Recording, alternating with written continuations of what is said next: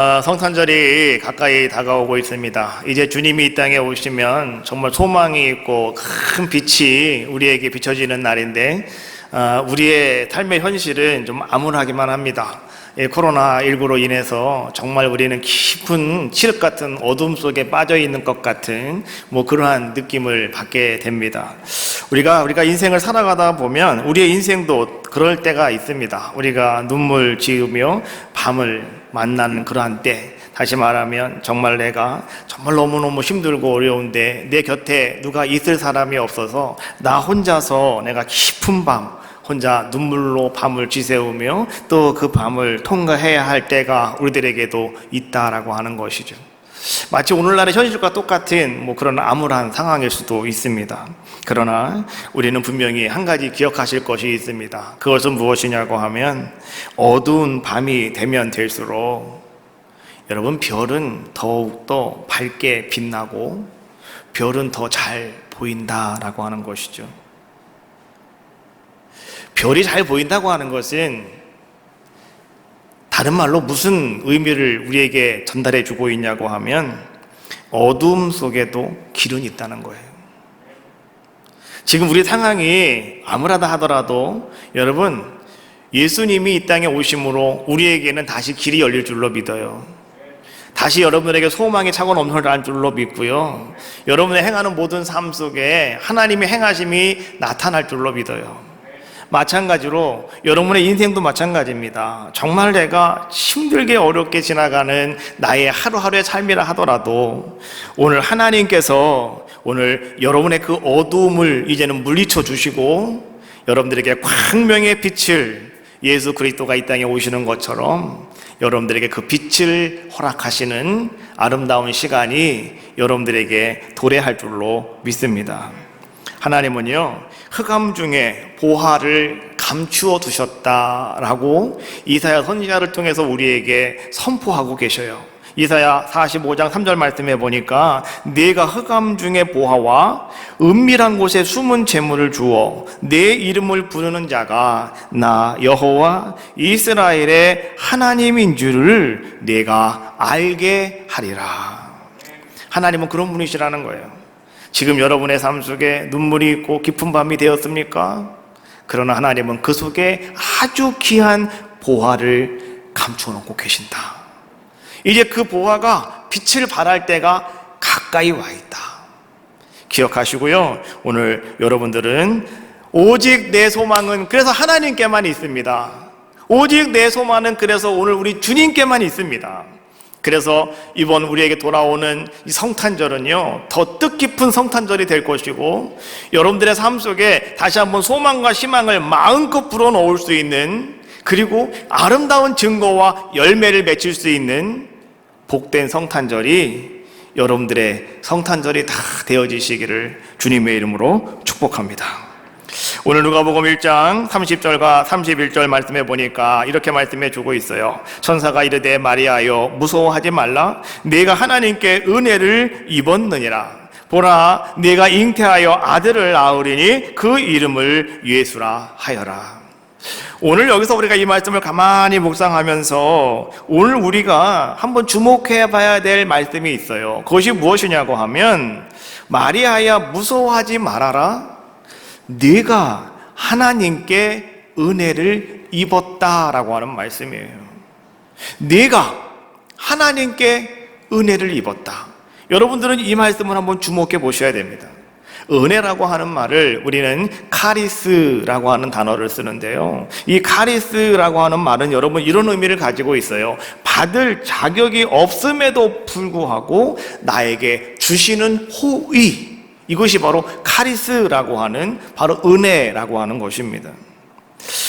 가만히 한번 생각을 해봅시다. 하나님께서는요, 정말 엄청나게 많은 사람들이 있는데 그 많은 사람들 가운데에서 왜 하나님께서는 마리아를 들어 주셨을까요?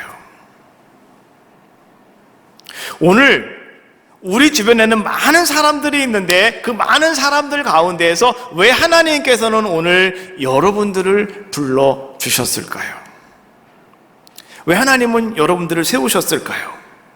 왜 하나님은 여러분들에게 직분도 허락해 주셨을까요? 여러분, 생각해 보셨습니까? 오늘 우리는 그것을 마리아를 통해서 깨달으셔야 돼요. 왜 하나님은 많은 사람들이 있는데 그 가운데에서 하나님은 마리아를 들어 쓰셨을까? 성경은요, 그 이유를 이렇게 이야기해 주고 있어요. 바로 마리아가 카리스, 이 은혜를 받은 사람이라고 말씀해 주고 있는 거예요. 은혜를 받은 사람이기 때문에 하나님은 수많은 사람들 가운데 은혜 받은 그 사람을 택하셨다는 거예요. 그리고 하나님은 수많은 사람들 가운데 은혜 받은 그 마리아를 통해서 하나님은 놀라운 주님의 일을 이루어 가신다는 거예요.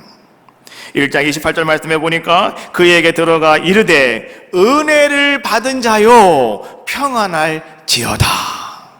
뭐라고요? 은혜를 받은 자요.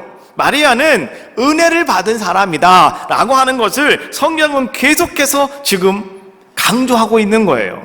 아까 앞에서 말씀드렸죠? 30절에도 하나님께 은혜를 입었다. 28절에도 말했죠? 또 뭐라요? 은혜를 받은 자요. 오늘 계속해서 말이죠, 하나님께서는 오늘 마리아가 어떤 사람이었느냐, 왜 하나님은 마리아를 택하셨느냐, 다른 것이 아니라 마리아는 은혜 입은 사람이었다, 은혜를 받은 사람이었다 라고 하는 것을 말씀해 주고 계시는 거예요. 하나님은요, 언제나 하나님이 하시려고 하는 크고 놀라운 일이 있습니다. 그 크고 놀라운 일을 하나님은 어떤 사람들을 통해서 이루어가고 계십니까? 성경을 가만히 읽다가 보니까요, 하나님은 믿음의 사람들을 통해서 하나님은 크고 놀라운 일들을 이루어 가시는 것을 성경은 우리에게 잘 보여주고 있습니다. 우리가 잘 알고 있는 사람 아브라함도 말이죠, 그는 믿음의 조상이 되었고 그 다음에 아브라함은 복의 근원자가 되었습니다. 그리고 하나님은 아브라함을 통해서 말이죠, 이제 오늘 우리들에게도 주신 많은 은혜가 있습니다. 그러면 그 아브라함은 어떤 자의 모습이었기에 하나님께서는 그 아브라함을 통해서 이런 크고 놀라운 일을 하나님은 이루어 주셨을까요? 우리가 말하죠, 아브라함은 믿음의 사람이었다고요. 아브라함은 믿음의 조상이었다고요. 그러면 믿음의 조상이었다고 한다면 아브라함은 그냥 믿음이 기본적으로 깔려진 사람 아니겠습니까? 그러면 아브라함의 믿음이라고 하는 것은 과연 뭐겠습니까? 믿음이 뭡니까? 내가 하나님 앞에서 보여내는 게 믿음입니까? 아니면 내가 하나님을 믿는데 어떻게 믿는 게 믿음입니까? 오늘 아브라함을 통해서 하나님께서 믿음이라고 하는 것이 어떤 것인가를 우리에게 보여주고 있는데, 그것은 다른 것이 아니라 아브라함은 하나님 말씀을 그는 믿었다는 거예요. 그리고 아브라함은 하나님 말씀에 따라서 아브라함은 그대로 순종했다. 이것이 아브라함의 믿음이라고 말씀해 주고 계시는 거예요. 그래서 여러분, 히브리서 11장 8절 말씀해 보니까 히브리 기자가 이 아브라함을 소개하면서 이렇게 소개를 합니다. 제가 현대어 성경으로 오늘 이 말씀을 여러분께 읽어 드리겠습니다. 아브라함도 하나님을 굳게 믿었습니다. 그래서 하나님께서는 그에게 고향을 떠나 약속해준 먼 땅으로 가라고 지시하셨을 때 아브라함은 그대로 순종하였습니다. 그는 자신이 가는 곳이 어디인지 모르는 채 고향을 떠났습니다. 이것이 아브라함이 어떤 사람인가에 대해서 히브리 기자가 이야기해주고 있는, 소개해주고 있는 말씀이에요. 자, 근데 이 말씀을 보니까 아브라함은 어떻다고요? 하나님을 굳게 믿었습니다. 그리고 아브라함은 하나님께서 말씀하신 그 땅, 약속해 주신 땅이 먼 땅으로 가라고 지시하셨을 때 아브라함은 어떻게 했다는 거예요? 아브라함은 한번 따라해 봅시다. 그대로 순종하였습니다. 아브라함은 그대로 그 하나님 말씀에 순종하는 자의 모습이 되었다. 여러분, 그래서 믿음이라고 하는 것은 뭐냐? 믿음은요, 하나님 말씀하신 대로 그대로 순종하는 게 바로 믿음입니다. 그래서 우리는 분명히 아셔야 돼요. 하나님은 언제나 그러한 믿음의 사람들을 통해서 하나님은 크고도 놀랍고도 아름다운 일을 하나님은 이루어 가신다.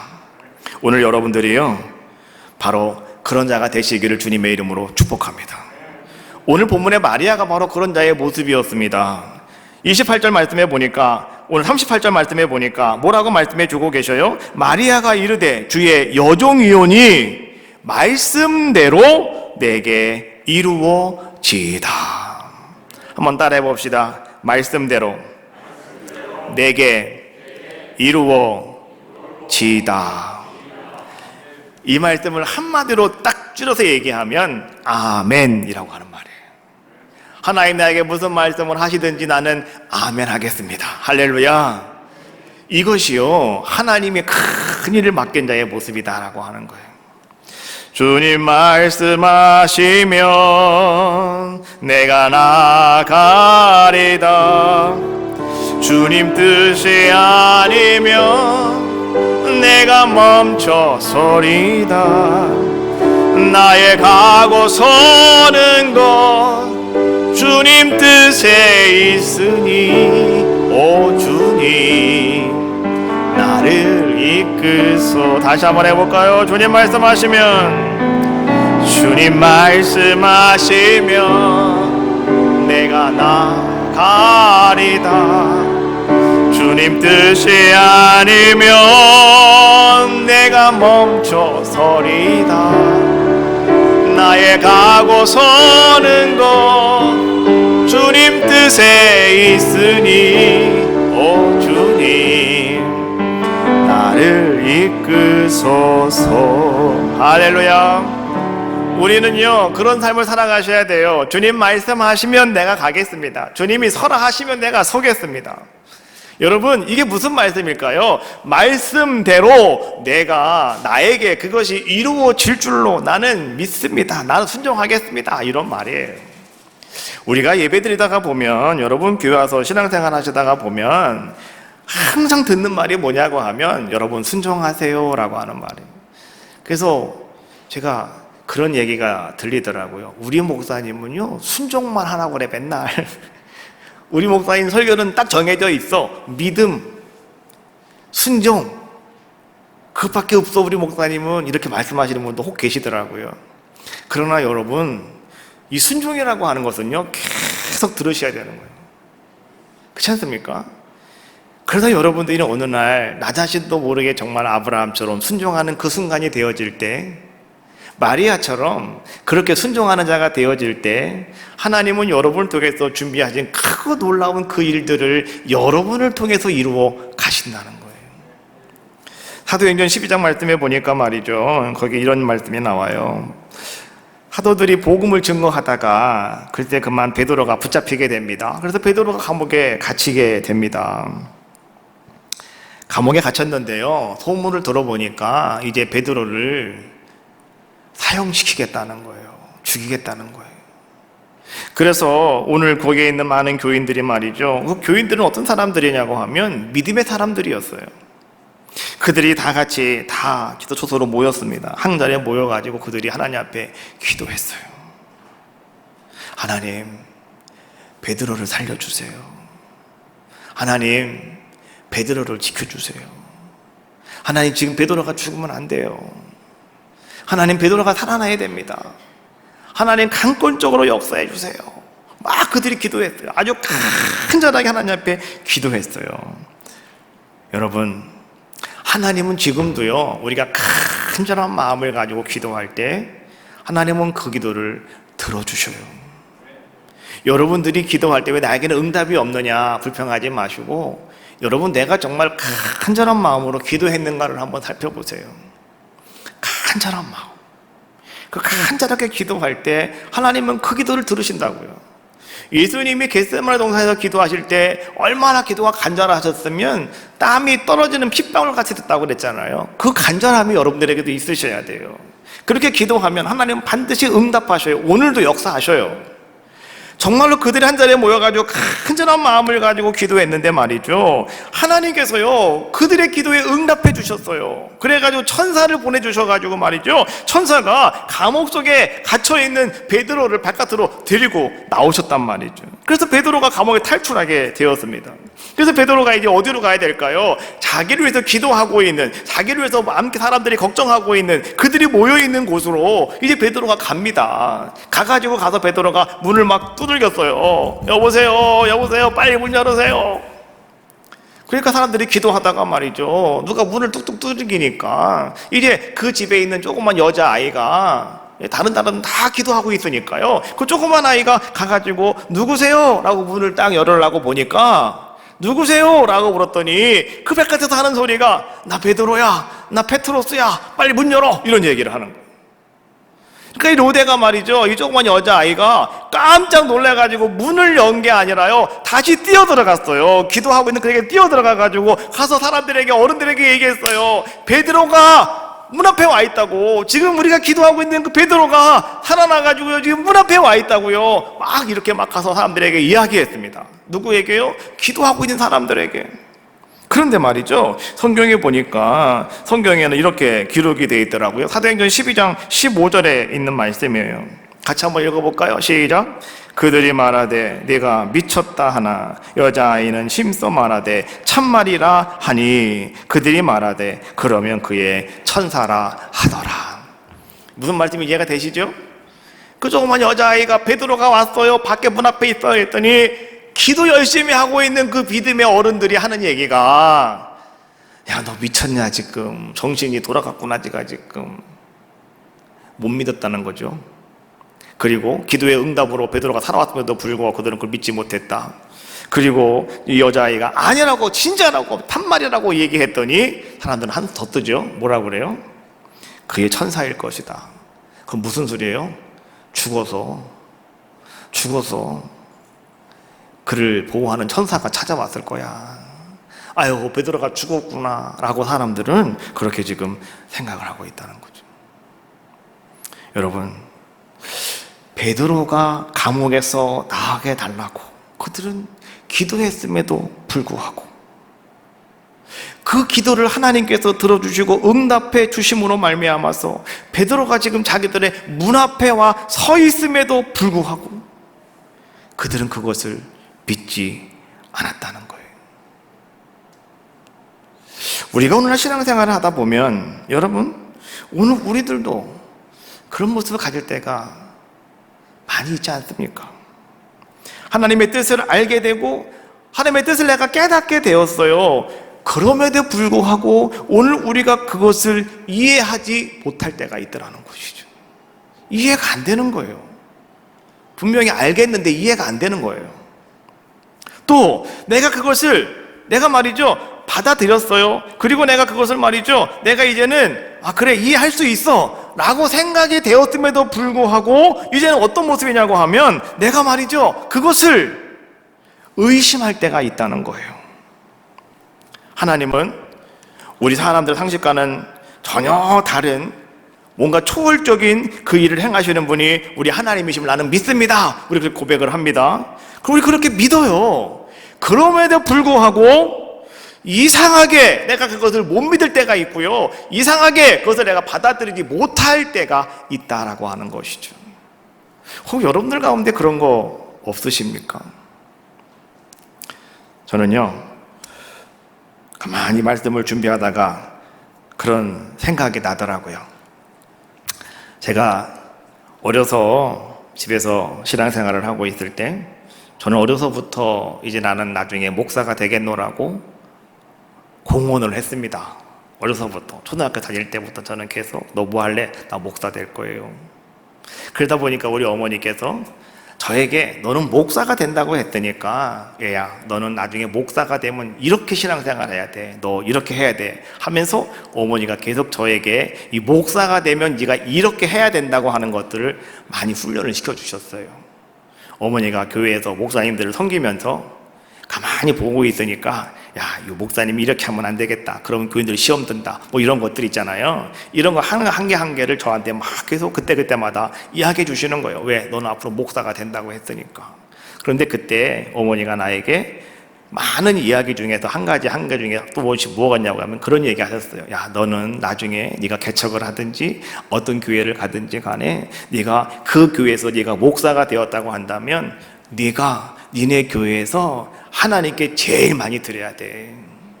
네가 제일 많이 드리는 자가 돼야 돼. 그래야 네가 잘 되고 네 교회가 복을 받는 거야. 목사가 안 드리고, 목사가 적게 드리고, 목사가 그렇게 안 하면 너가 안 되고 교회도 부흥도 안 돼. 성도들도 다 똑같이 되는 거야. 그러니까 내가 먼저 솔선수범해서 하나님께 많이 드려. 그리고 아주 풍성하게 네가 제일 많이 드려.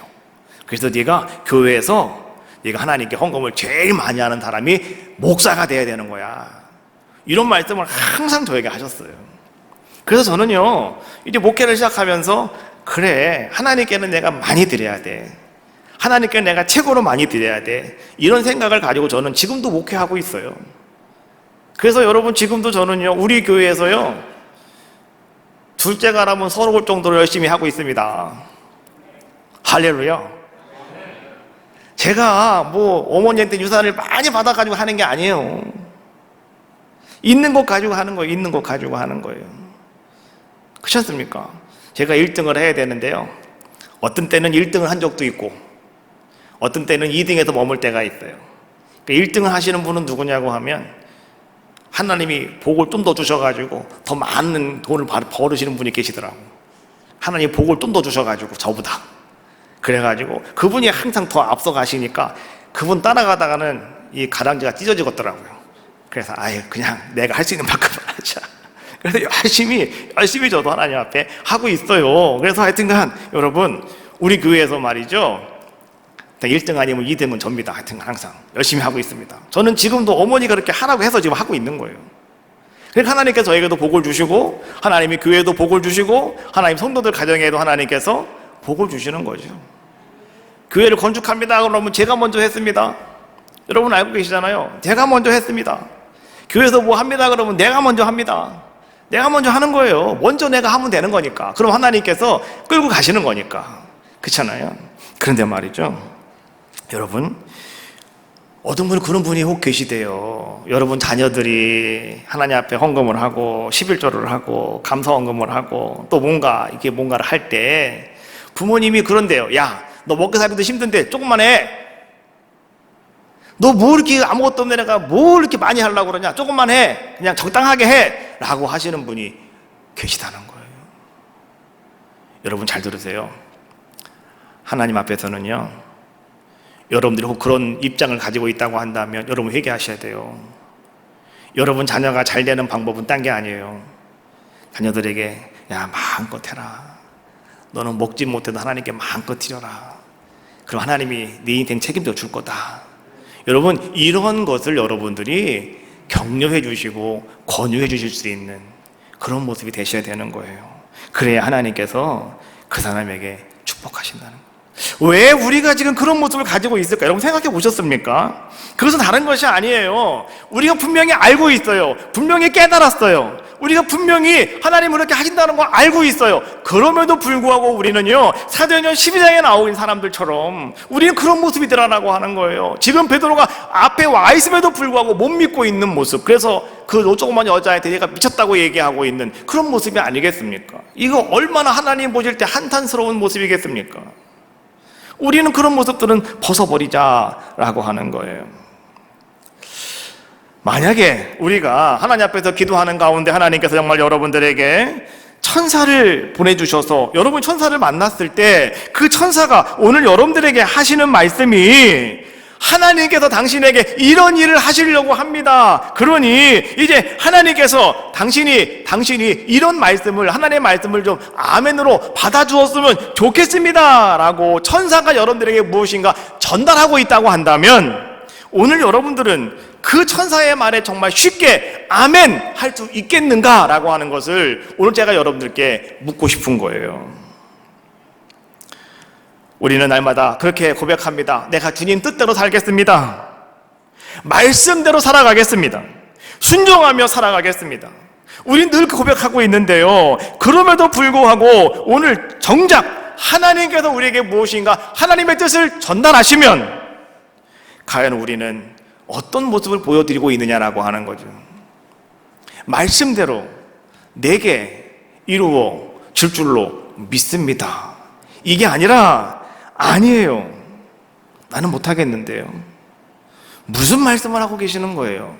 나는 이해가 되지 않는데요. 이런 모습을 가지고 있다고 한다면 우리는 아직도 하나님을 믿지도 못하는 것이고 순종하지도 못하는 것이고 받아들이지도 못하는 우리들의 모습은 과연 아닌가라고 하는 거예요.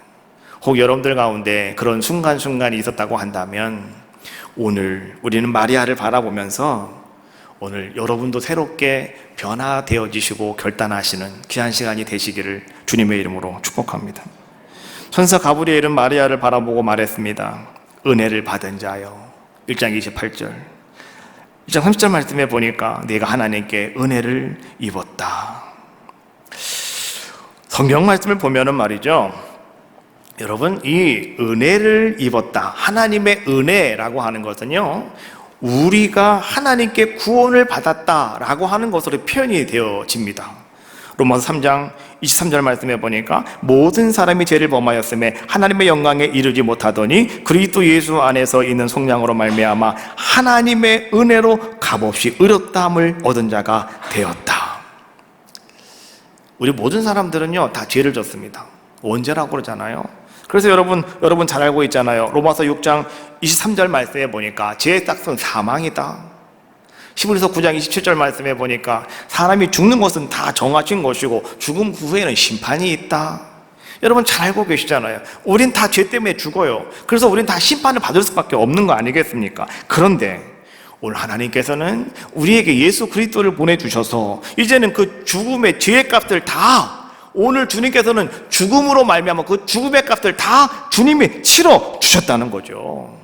더 이상 여러분들이 말이죠, 그 죄값을 치르지 않아도 이제 우리는 구원을 얻을 수 있는 아름다운 은혜를 입게 되었다. 그래서 바울이 뭐라고 얘기합니까? 로마서 2장 8절 말씀해 보니까 너희는 그 은혜에 의하여 믿음으로 말미암아 구원을 받았으니 이것은 너희에게서 난 것이 아니요 하나님의 선물이다 라고 말씀해 주고 있어요.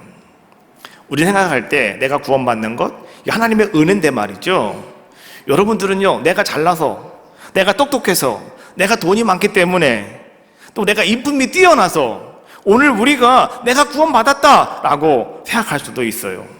그러나 여러분 분명히 아세요. 그게 아니라는 거예요.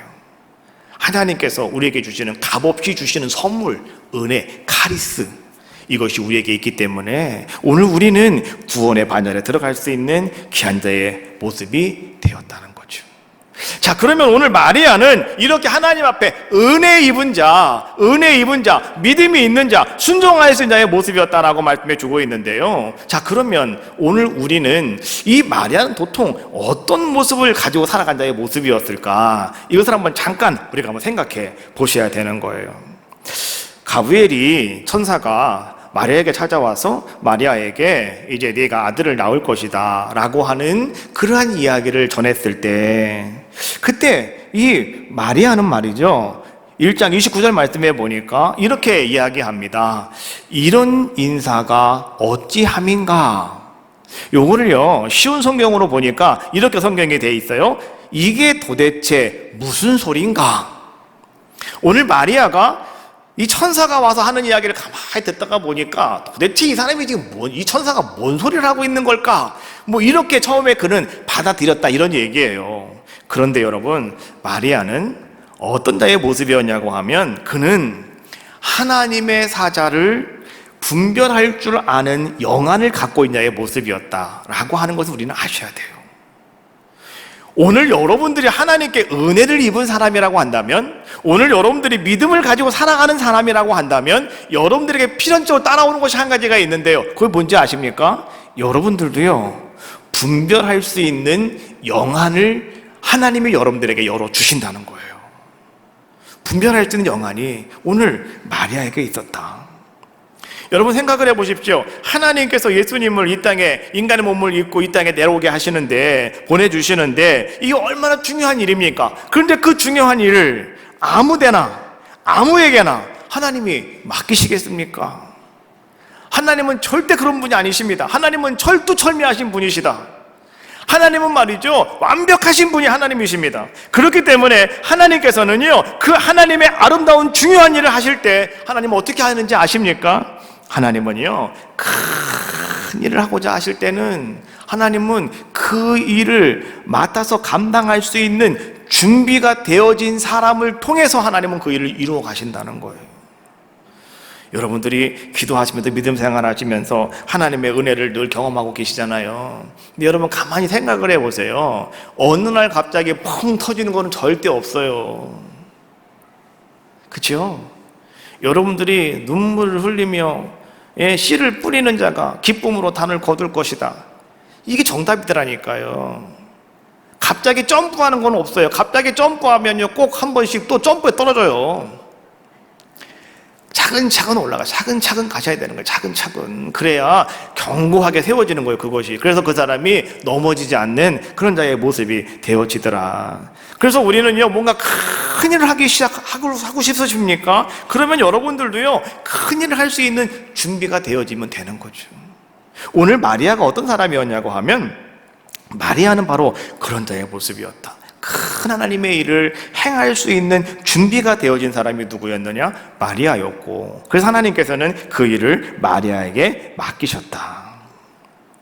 첫 번째, 마리아는 천사를 바로 알아볼 수 있는 영의 눈을 뜬 사람이었고, 두 번째 마리아는 어떤 사람이었냐고 하면 예수님의 어머니가 될 수 있는 모든 준비가 되어 있는 사람이 마리아였다. 그래서 하나님께서는 이 마리아를 택하셔서 오늘 예수 그리스도를 이 땅에 보내주셨다. 얼마나 크고 놀라운 일입니까? 그 일을 이 마리아를 통해서 하나님은 행하셨다라고 하는 거예요. 또 한 가지 마리아는 어떤 모습을 가지고 있냐고 하면, 마리아는요, 하나님의 뜻을 깨달았을 때 오늘 그는 그것을 행하기 위해서 자기 생명까지라도, 자기 목숨까지라도 걸 수 있는 자의 모습이었다. 어떤 면에서 그런 모습이냐고 하면, 여러분, 지금 마리아는 요셉과 약혼 관계다라고 이야기하잖아요. 약혼은 결혼하기 전에 먼저 하는 게 약혼이잖아요. 요즘에는 뭐 약혼식을 별로 잘 안 하는 것 같은데, 옛날에는 약혼식을 많이 했습니다. 그렇죠? 약혼식 하고 그리고 나서 좀 있다가 결혼식을 하잖아요. 이 약혼식 안 하고 결혼식 하면 이상한 거예요. 그거는 약혼식 하고 결혼식 해야 되는 거잖아요. 항상. 그렇지 않습니까? 이 길로 가야 되는 거예요. 마찬가지로 이 사람들도요, 유대인들도 마찬가지였어요. 이제 부모님들이 서로 약혼을 해요. 그래, 우리 딸하고 우리 아들하고 같이 결혼하자. 약혼식을 해놓는 거예요. 그리고 나서 이제 한 1년 있다가 결혼식을 한단 말이죠. 지금 요셉과 마리아가 그런 상황이었다는 것이죠. 그런데 여러분 보세요. 약혼식을 했다고 하면 이제 그들은 같이 살지는 않아요. 같이 잠을 자지는 않아요. 그러나 그들은 무엇이냐고 하면 결혼한 것과 똑같은 효력을 지니고 살아가는 게 약혼식이에요. 그래서 여러분 보니까요, 성경 말씀해 보니까 누가복음 2장 5절 말씀해 보니까 이제 오늘 요셉이가 말이죠, 예루살렘에 그가 호적하러 올라갈 때 어떻게 했습니까? 말씀이 이렇게 나와요. 그가 약혼한 마리아가 함께 올라가니 마리아가 이미 잉태하였더라 라고 하는 말씀이 나와요. 지금 자기가 호적하러 올라가는데, 자기 호적하는 게 뭐예요? 자기 확인하러 올라가는 거예요. 근데 오늘 요셉이 혼자 간 게 아니라 누굴 데리고 갔다고요? 마리아를 데리고 갔다는 거예요. 왜? 결혼 아직 안 했잖아요. 근데 왜 데리고 갑니까? 약혼을 한 사람이면 결혼한 거로 인정되기 때문에 그러는 거예요. 그래서 자기 약혼자를 데리고 호적하러 올라가는 거예요. 우리 이렇게 두 사람입니다 라고 하는 거 확인시키기 위해서 올라가는 그런 자의 모습이었다라고 하는 거죠. 자, 그렇다고 한다면 이런 약혼을 한 오늘 이 마리아가 말이죠, 만약에 아이를 가졌다고 한다면 이거는 큰 문제가 발생하는 거죠. 그렇잖아요. 이거는 율법에 의하면 돌에 맞아 죽을 짓입니다. 요셉이가 나는 몰라요. 그러면 그냥 이 마리아는 말할 것도 없어요. 그냥 마리아는 돌에 맞아 죽을 수밖에 없는 자의 모습이었다라고 하는 것이죠. 그럼에도 불구하고 마리아는 그것을 감내하였다. 예, 하나님, 제가 감당하겠습니다. 내가 아들을 낳을 것이다 라고 했을 때, 예, 하나님, 제가 순종하겠습니다. 말씀대로 내게 이루어질 것입니다. 오늘 마리아는 그런 고백을 행하는 자의 모습이었다라고 하는 거예요. 오늘 전 여러분들에게 이렇게 묻고 싶어요. 하나님의 뜻이 여러분들에게 임한다면, 하나님이 여러분들에게 원하는 그것이 혹 오늘 마리아처럼 목숨을 걸 만한 것이라면, 오늘 여러분들은 예, 제가 하겠습니다 라고 말할 수 있으신가 라고 하는 거예요. 오늘 우리는요, 오늘 이 마리아가 예수님을 잉태하신다라고 하는 이 사건을 두면서 우리는 한번 그 속에서 여러분 남 얘기가 아니라 내 얘기를 한번 해보자는 거예요. 만약에 그런 모습이라면 과연 나는 내 목숨을 걸고서라도 예, 제가 하겠습니다 라고 우리는 답할 수 있을까?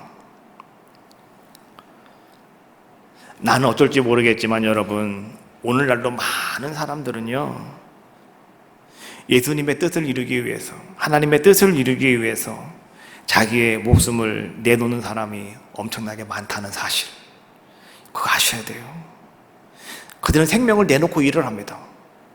때로는요, 예수님 믿는 것 때문에 때로는 큰 피해를 보기도 하고요, 손해를 보면서까지라도 그들은 기꺼이 그 일을 이뤄나가는 사람들이 있습니다. 그러면 나는 과연 어떤 모습이냐라고 하는 것이죠. 오늘 여러분들도요, 그런 결단하며 그렇게 행할 수 있는 그런 자가 되셔야 되는 것 아니겠습니까? 또 여러분들은 말이죠, 이제 오늘 성탄절을 우리가 기다리고 성탄절을 맞이하는 가운데 있는데, 이 성탄절을 통해서 또 새해를 맞이하면서 여러분들은 하나님께서 내게 이루고자 하신 일은 과연 무엇일까? 여러분 개인적으로, 아니면 가정적으로, 여러분 사업장에서, 아니면 우리 교회에서 정말 하나님께서 나를 통해서 이루고자 하시는 것이 분명히 있을 텐데, 그것을 위해서 과연 내가 달라질 것은 과연 무엇일까? 내가 해야 될 것은 과연 무엇일까? 오늘 여러분 그것을 한번 생각해 보셨습니까? 여러분들도 그것을 생각해 보시고요, 여러분도 그 일을 위해서 도전해 볼 수 있는 우리들의 모습이 되어야 되지 않겠는가라고 하는 거예요. 제가 말씀 서두에 여러분께 얘기했어요.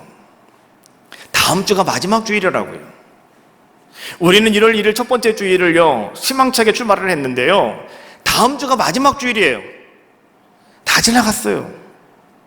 올 1년이 다 지나갔다고요. 그러면 이 마지막 주일을 여러분들은 맞이하면서 여러분들은 어떤 마음가짐을 가지고 이 마지막 주일을 여러분들은 맞이하고 계시냐라고 하는 거죠.